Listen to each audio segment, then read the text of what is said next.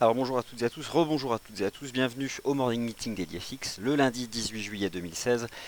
Il est 11h02, on va parler des indices boursiers, de toute la macro qui nous attend cette semaine, la micro aussi, n'oubliez pas les résultats des entreprises américaines. On va largement revenir sur la performance comparative des gros marchés actions qu'on suit ici dans cette émission, en Asie le Japon, Wall Street et les marchés actions européens. Après une belle semaine qui a commencé dès lundi dernier avec la forte hausse du Nikkei, lorsque le parti donc, de Shinzo Abe, gouvernement actuellement au pouvoir au Japon, a remporté les élections sénatoriales, donc ce qui l'a conforté dans son action budgétaire aux côtés de la Banque centrale du Japon pour son action monétaire.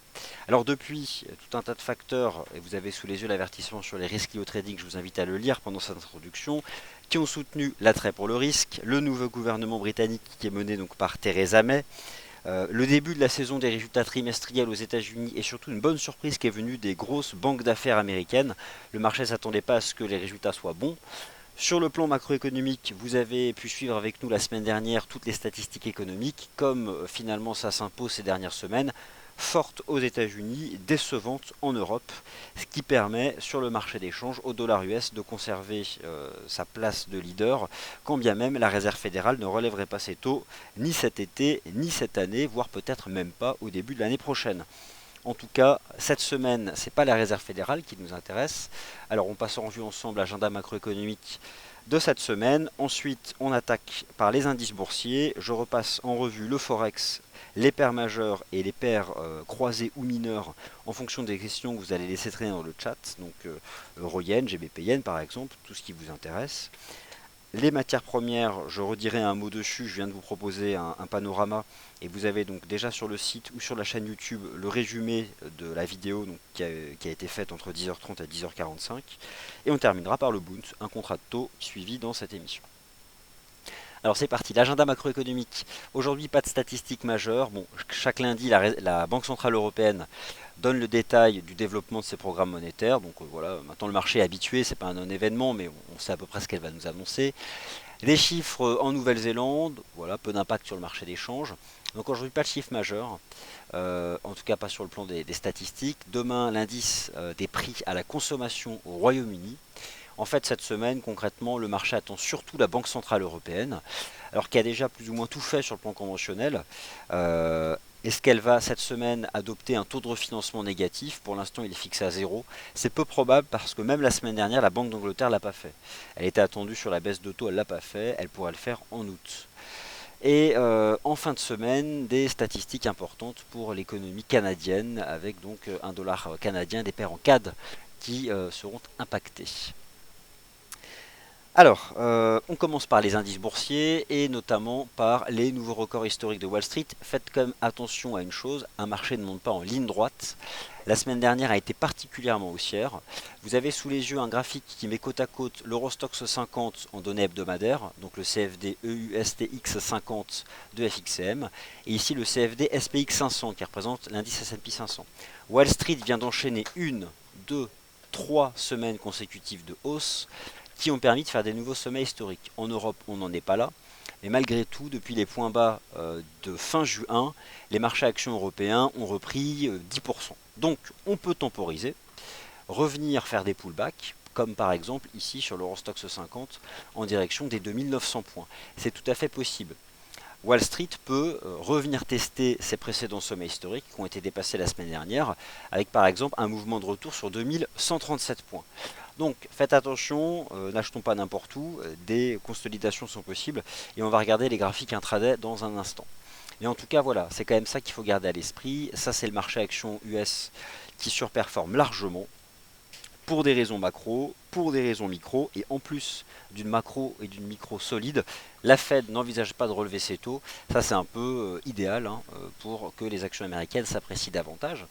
Elles font des nouveaux records historiques avec un marché qui se projette toujours sur davantage de bénéfices des entreprises américaines, voire pourquoi pas revoir en hausse les multiples de valorisation. On verra bien ce que décideront donc les investisseurs qui pour l'instant privilégient largement les actions américaines et en grande partie là aussi il y a un rôle du vote récent en faveur du Brexit qui a créé un peu de défiance vis-à-vis des actions européennes. Bon, ça c'est pour l'intro en données hebdomadaires. Au Japon, On enchaîne aussi la semaine dernière une semaine de belle hausse. Attention techniquement, les marchés actions européens et japonais ont effacé 100% de l'impact baissier du Brexit. On peut donc temporiser. Pour l'instant, le marché temporise sous la forme d'un range. Donc c'est pas baissier, faire un petit range, c'est vrai que c'est pas grand chose, mais à un moment ou à un autre, faut pas non plus croire que ça va accélérer d'entrée. On peut, c'est justement quand on s'y attend plus d'ailleurs, que le marché peut entamer un retracement. Alors, sur le CFD ici, JPN 225, notez qu'on est revenu au contact de cette ligne de tendance baissière qui attrape le sommet du 25 avril et le sommet du 31 mai. Là, on temporise. Pourquoi pas venir donc consolider en direction des 16 200 points. En tout cas, sachez simplement qu'à court terme, le Nikkei, là, le CFD JPN 225, il n'est plus dans un timing d'achat. Quant à vendre, ce sont des stratégies intraday qui peuvent se faire si elles sont bien timées. On va regarder ça en détail. Le GER30 en données journalières a enchaîné 1, 2, 3, 4, allez presque 5, 6 séances consécutives de hausse. Là aussi, on a effacé, alors pas tout à fait sur le GER30, presque la totalité de l'impact baissier du vote Brexit. Idem sur le CAC 40, en atteignant les 4390 points, il a refermé le gap baissier. Vous pouvez regarder pour ça le marché cash, donc l'indice qui cote, Euronext Paris 9h 17h35. Et ça fait maintenant 3 séances qu'on temporise à plat sous la partie haute de l'ancien gap baissier qui avait été ouvert le 24 juin. Et la partie haute, c'était 4392. Voilà, et là on voit 4374. Ça commence un peu à se replier, donc voilà, on peut là aussi s'attendre à un retracement ou en tout cas à une phase de temporisation qui pourrait durer avec par exemple Wall Street qui reviendrait tester ses précédents sommets historiques pour vraiment vérifier si ça agit déjà comme support. En tout cas, en données journalières, notez sur le GER30, cette ancienne oblique sur le CFD GER30, commence là à faire une mèche haute. En Europe, il n'y a pas vraiment de tendance haussière, hein. Comme expliqué la semaine dernière, on parlait d'un rebond technique en Europe. Il n'y a qu'à Wall Street qu'on peut parler de tendance haussière de fond. Regardez les moyennes mobiles à 20 et 50 jours, elles sont plates en Europe, c'est ce que vous voyez ici sur le CFD GER30. Et on peut aller voir aussi sur l'Eurostoxx 50 en données journalières. Donc on va le faire tout de suite. En données journalières, le marché s'est mis en range au-dessus de MM 50 jours, mais qui là aussi sont parfaitement plates. Donc attention, en Europe, il n'y a pas de tendance haussière, il y a bien un rebond technique. Par contre, les supports majeurs en Europe ont tenu toujours les mêmes, hein, les 2600 points de l'Eurostoxx 50, les 9000, 9200 du GER30 ou encore les 4000 du CAC. Donc ces supports qui sont des gros niveaux techniques tiennent, mais pour autant, le marché action européen, il reste largement sous-performant. Il vient de connaître une belle semaine de rebond technique, ça peut retracer tout à fait sans difficulté. Alors justement, on va regarder maintenant ce que nous dit l'analyse technique en intraday sur le GER30, la bourse de Londres aussi, avec le nouveau gouvernement britannique et le CAC 40. Pour l'instant, regardez le RSI H4 du GER30, il se maintient tout en haut. Il oscille autour de 70, il se met à plat, donc ça reste quand même fort. On a rejoint donc dans cette ancienne oblique chartiste. Moi j'ai le sentiment qu'on attend la moyenne mobile à 20 périodes sur l'horizon de temps 4 heures. Donc ici sur le CAC 40 en H4, vous voyez, et ici sur le GER30 en H4. Donc je pense qu'on s'installe en range. Il y a deux possibilités. Soit on temporise et là il y a une prise d'appui et ça relance. Soit le marché brise MM20H4 et dans ces cas-là effectuera un mouvement de retour un peu plus profond. Personne n'a la réponse. Notons tout de même que la dernière clôture H4 qui est à notre disposition, donc celle de 11 heures, c'est quand même ce type de chandelier sur le GER30. Donc on sent que le marché arrive quand même à l'issue d'un premier cycle de rebond technique et qu'il s'expose à une phase de retracement plus forte. Par contre, voilà, regardez même en données horaires, on se met à plat partout. MM20 horaire, MM50 horaire, c'est flat. Alors, est-ce qu'on peut envisager un scénario baissier en intraday? L'idée, ce serait finalement de revenir tester MM20 H4. Moi, j'aurais tendance à croire qu'on se met en phase de transition latérale parce que le marché est quand même dans une phase un peu d'euphorie haussière.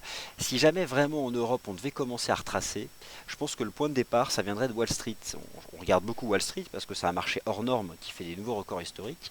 Et si aux États-Unis ça commence à vendre pour revenir tester les précédents sommets historiques, bien sûr qu'en Europe on va aussi reculer. Alors techniquement, je pense que le GR30 n'est plus dans une phase haussière à court terme. Voilà, ça c'est désormais terminé. Et qu'on se retrouve maintenant enfermé entre 10 065 et 10 165. À peu de choses près, hein, le marché a refermé là aussi le gap baissier du Brexit. Et on attend la remontée de cet indicateur de tendance qui est très suivi pour les stratégies de swing trading. Alors voilà dans quelle situation technique on se trouve pour l'instant, avec un marché qui se met à plat ici sur le GR30, l'Eurostock 50. Si vous cherchez un point vendeur, bah vous avez justement les parties hautes des trous de cotation qui ont été ouverts le 24 juin. Et si vous souhaitez être dans davantage de rebonds techniques, je vois qu'une seule solution, c'est MM20H4, mais elle est encore plus bas, donc c'est pas le bon moment. La bourse de Londres, elle, elle est solide, elle bénéficie déjà donc de l'événement politique de la semaine dernière qui est le nouveau gouvernement britannique. Elle bénéficie aussi de la faiblesse de la livre sterling, notamment face au dollar américain, mais aussi face à l'euro. C'est un peu comme le marché actions US. Il surperforme les actions de la zone euro, notamment depuis le dépassement des 6428 points. En données journalières, bon, le marché attend là, ici la 20 jours. Je vais juste, moi, repasser sur le CAC en D1 pour voir où se situe la 20 jours. Bon, en Europe, on est complètement à plat, donc moi, je surveille plutôt les H4. Voilà, je pense que franchement, après le chandelier qu'on vient de faire là sur le GR30 à 11 heures, avec cette belle mèche haute sous les 10 165, il y a quand même un risque de se replier vers la moyenne à 20 H4, donc elle est sur 10 000.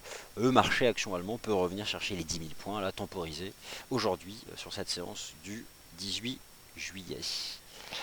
La bourse de Londres, elle, va sûrement redémarrer, mais pas tout de suite. Là aussi, j'attends cette fois-ci la moyenne mobile à 20 jours. Et regardez, en données 4 heures, on commence à se mettre à plat. Par contre, il y a quelque chose qui est plus intéressant ici sur le RSI H4 de Lucas 100 qui préserve pour l'instant le seuil des 50. Alors, juste une chose, je vais retirer cette oblique qui n'a plus lieu d'être. Et il y a quand même en cours de clôture un support qui me paraît solide à la bourse de Londres, ce sont les 6584. Alors que je vais mettre un peu plus en évidence ici sur le plan visuel. C'est un niveau d'entrée intéressant qui sera renforcé par en plus la MM50. Donc là il y a peut-être quelque chose à faire. Mais patience, le timing n'est pas encore adapté ici sur ces marchés actions donc de la zone euro qui vont, je pense, temporiser. Quel peut être le guide d'une intervention au-delà de ces indicateurs de tendance que je vous précise sur les indices boursiers de la zone euro? Regardez le CFD US 30 et le CFD SPX 50. Vous avez les précédents sommets historiques qui remontent au mois de mai 2015. Et bien, à un moment ou à un autre, le marché va faire un mouvement de retour, un pullback en anglais, ce qui vous donne du 18 365 ici sur le CFD US 30, et ce qui vous donne du... alors, il est où mon graphique Ce qui vous donne du 2137 ici à Wall Street. Alors voilà, ce sont des niveaux. Par contre, Wall Street a du potentiel.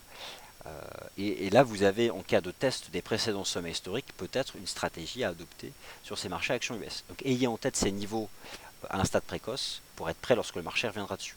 Et donc en Europe, je pense qu'on va baisser vers MM20, H4 sur tous les indices. CFD USTX 50, CFD GR30, CFD FRA 40. Alors, je vois des questions sur le Forex, donc j'ai fini moi pour le point indice boursier. Je rebascule sur la disposition graphique du marché d'échange. Vous avez toujours sur notre site internet en homepage la vidéo de ce matin. L'idée c'est quoi? C'est que le dollar américain garde le lead, même s'il ne fait pas de nouveau sommet depuis le 28 juin. Regardez l'analyse technique de l'US Dollar Index avec potentiellement toujours un double bottom sur 11 672 points.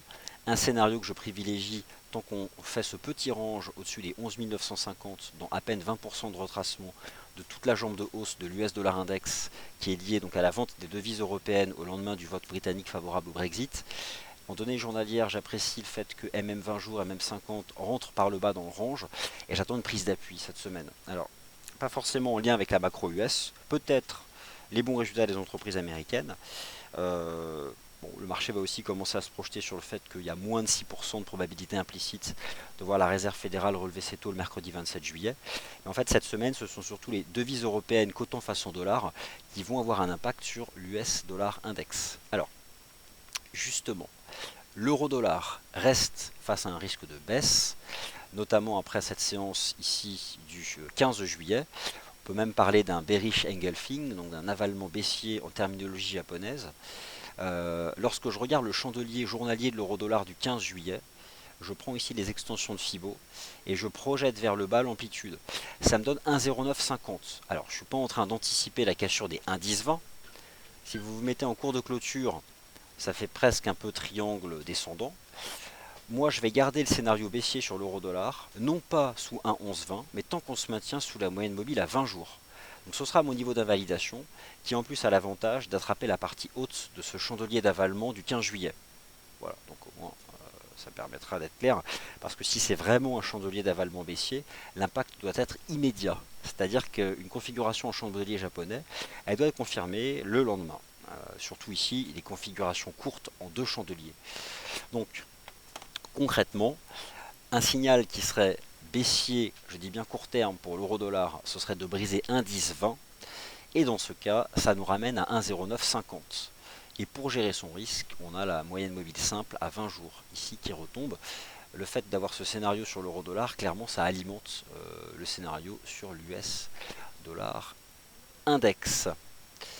Le GBP USD pour répondre à la question de Totov, ensuite l'euro GBP. Alors le GBP USD, il a bien reculé le 15 juillet aussi, sous cette moyenne mobile à 20 jours. Alors le câble a quand même tendance à se stabiliser, même si sur le fond, ça reste quand même sacrément baissier. Il n'y a pas photo. Après, je ne sais pas combien de temps on va se maintenir en range lorsque je regarde ici en données hebdomadaires. C'est vrai que ce qui a limité la semaine dernière la baisse du GBP USD, c'est quand même la surprise de la Banque d'Angleterre qui n'a rien fait, alors qu'on l'attendait quand même. Elle a dit qu'elle agirait en août. Elle a probablement rien fait parce que c'était quand même le jour où on avait un nouveau gouvernement britannique avec la nomination mercredi de Theresa May. Donc il va falloir aussi prendre des contacts entre ce nouveau gouvernement et la Banque d'Angleterre. Probablement dans l'attente de ces contacts que les décisions monétaires ont été reportées au mois d'août prochain. En tout cas, la stratégie qui consistait à vendre le GBP USD vendredi au contact de cette moyenne mobile à 20 jours s'est bien déroulée. Maintenant, on stabilise. En données 4 heures, bon, le marché s'installe dans un léger range. J'ai plus vu le marché technique d'un range. Après, sous MM20, de toute façon, je pense qu'il y a quand même un risque technique de baisse qu'on retrouve à l'envers sur l'euro GBP qui lui a pris appui sur sa MM20 jours. Ce qui me dérange sur la livre sterling, c'est la bougie japonaise hebdomadaire de la semaine dernière, avec un avalement baissier sur l'euro GBP et quelque chose de stabilisant, on va dire, sur le GBP USD. Alors, est-ce qu'on peut revendre tout de suite la livre sterling? Il y avait un timing vendredi, c'était le test de cette MM20, tant sur l'euro GBP que le GBP USD. Tant qu'on est en dessous sur GBP USD et au-dessus sur euro GBP, ça peut envisager un démarrage de la tendance. Mais j'ai plus le sentiment qu'on s'est neutralisé. En fait, ça me fait beaucoup penser aux métaux précieux qui, après plusieurs semaines de hausse, donc de chute du GBP, s'inscrivent maintenant en range. Et ça peut peut-être un peu durer ces ranges. N'oubliez pas que la livre sterling reste sujette aux déclarations du nouveau gouvernement britannique. Ces déclarations ne sont pas prévues par les calendriers économiques, donc elles ont un impact en termes de volatilité qui peut être fort. N'oubliez jamais ça. Notamment le nouveau ministre des Affaires étrangères britannique Boris Johnson, qui est quand même coutumier des phrases choc. C'est lui qui dirige maintenant le ministère des Affaires étrangères, c'est lui qui dirige les négociations avec l'Union européenne. Donc méfiez-vous, la volatilité n'a pas disparu du GBP. Techniquement parlant, c'est vrai qu'après cette belle tenue des MM20, ça peut redémarrer. Si je regarde le RSI H4 de l'euro GBP, pour moi c'est devenu très neutre tout ça. Donc j'ai pas la stratégie dans l'immédiat à vous proposer, hormis le fait qu'on peut en effet effectivement tenir ces MM20 jours à la baisse sur le GBP USD, à la hausse sur l'euro GBP. L'USD Yen a atteint 106 yens, qui était une belle cible d'analyse technique, à un moment où le Nikkei commence lui aussi à temporiser. Bon, euh, il y a quand même quelque chose qui m'a marqué la nuit dernière sur le taux USD Yen. C'est un faux signal technique baissier qui a été donné lors des toutes premières heures de la session asiatique, qui a été la cassure de cette moyenne mobile à 20 périodes sur l'horizon de temps H4, qui a été réintégrée dans la foulée. C'est-à-dire que le marché s'attend à ce que la Banque centrale du Japon engage un nouvel assouplissement monétaire, surtout depuis la victoire du parti de Shinzo Abe, ou Abe, je ne sais pas comment le prononcer proprement, aux élections sénatoriales. Donc, moi, l'USD Yen, avec en plus derrière la Banque centrale qui est là, euh, autant on peut shorter un indice boursier européen en intraday, méfiez-vous des stratégies de vente des paires en yens, parce que si la Banque centrale elle veut intervenir, elle ne va pas vous prévenir. Elle va arriver sur le marché d'échange, elle va vendre du yen, elle va appeler la Banque centrale européenne, ils ont des accords entre eux, elle va demander à la Banque centrale européenne d'acheter de l'euro face au yen, elle va demander, sous son mandat bien sûr, à la Réserve fédérale des États-Unis d'acheter du dollar face au yen, ce qui mécaniquement fera monter davantage les paires en yen. Donc, après ce chandelier H4, j'ai le sentiment qu'on pourrait remonter chercher les 106 yens. Si on dépasse ces 106 yens, on montera davantage. Regardez les chandeliers hebdomadaires la semaine dernière des paires en yens. Ce sont des avalements haussiers. Ça fait longtemps qu'on n'a pas eu des belles semaines comme ça. Une belle semaine, 600 points de rebond avec une clôture au plus haut sur les paires en yens. En plus, au-dessus des 100 yens, bon, ça fait quand même beaucoup de repères techniques pour se dire que ça peut encore monter. Même le GBP yen, j'éviterai de le shorter après cette bullish engulfing. Alors l'euro yen, c'était une stratégie que je vous ai proposée la semaine dernière qui a bien fonctionné. Je vais revenir dessus. L'euro yen, c'est un peu comme l'USD yen. On a tenté de chuter ce matin et finalement ça repart d'entrée. Alors si vous vous mettez en données hebdomadaires, regardez cet avalement haussier de l'euro yen. Non, moi je pense vraiment que les paires en yen peuvent aller plus haut. 120 yens cette semaine sur l'euro yen, pourquoi pas? Pourquoi pas? Euh, les vendre, ça me paraît pas une bonne idée, surtout après ce que le marché vous a proposé la semaine dernière.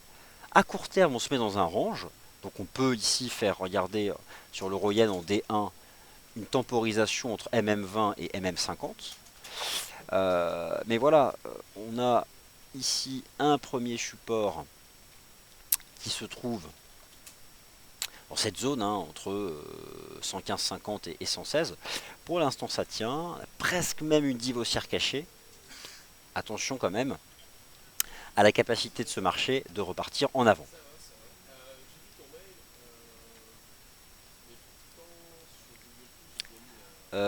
Alors voilà, donc ça c'était pour ces taux de change.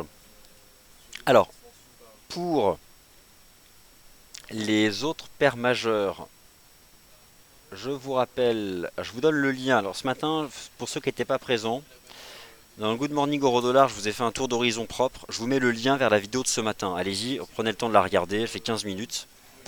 Et vous avez donc tout le point de vue technique sur les paires majeures qui a été proposé ce matin. Mais concrètement, la UD-USD, bon, techniquement parlant, c'est très peu limpide. De toute façon, l'analyse technique, c'est surtout visuel. Il ne faut pas se forcer. C'est-à-dire que d'abord, l'information vous saute aux yeux si vous avez l'habitude d'observer des graphiques. Si ce n'est pas le cas, privilégiez quand même des graphiques où justement, d'un coup d'œil, on observe une direction, des constructions de chartistes. Ce n'est pas le cas actuellement sur l'OSI dollar. Le NZD-USD, il est vrai, était la semaine dernière sous une belle résistance à 0,73. Elle a été vendue, le marché a perdu 200 points. Euh, Qu'est-ce qu'on peut maintenant envisager à court terme sur ce marché? Moi je pense que ça va baisser davantage, vers 0,70. Avalement baissier weekly. Bon, ouais, franchement, je pense que ça va baisser davantage. revenir vers du 0,70 et essentiellement porté par la force du dollar américain. Non mais bon, moi je m'intéresse surtout aux paires en yens. L'erreur pour moi, ce serait de vouloir shorter agressivement trop tôt les paires en yens. C'est pas le bon moment. Vous vous exposez à un risque, ça remonte. Regardez ce matin, on pense que ça casse un support, bam, ça réintègre. Attention.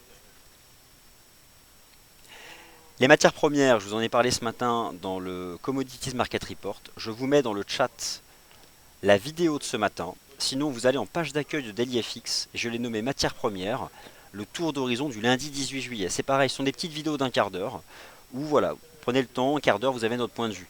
Moi, sur les matières premières, mon point de vue, c'est qu'il est trop tôt pour acheter l'once d'or et l'argent à court terme. Et je privilégie une stratégie de rebond du prix du pétrole brut américain à travers le CFD US Oil au-dessus de la moyenne mobile arithmétique à 20 semaines pour être précis.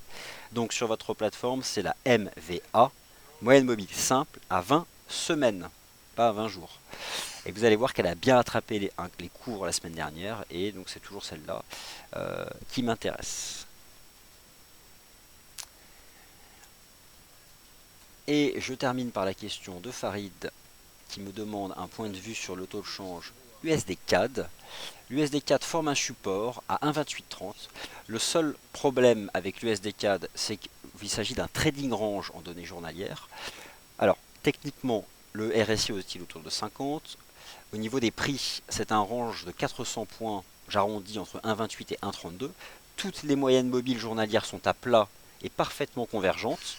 Pour quelle raison fondamentalement ce marché est en range? Parce que le pétrole soutient le dollar canadien et le dollar américain reste solide. Et lorsque vous rassemblez deux devises à court terme solides, ça vous donne un range.